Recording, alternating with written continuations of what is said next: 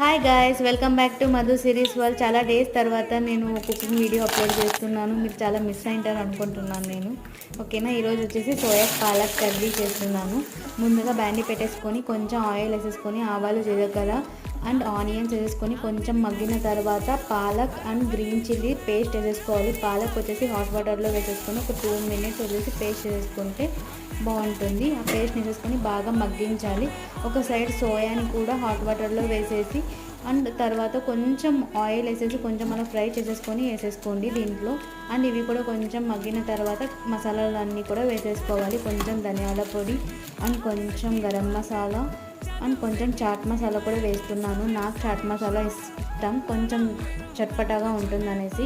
And కొంచెం salt కూడా add చేసేసుకోండి. అండ్ ఇవి కూడా కొంచెం బాగా మగ్గిన తర్వాత ఆఫ్ చేసేసి మీగడ అలా పెట్టేసి వదిలేయండి. చాలా బాగుంటుంది టేస్ట్.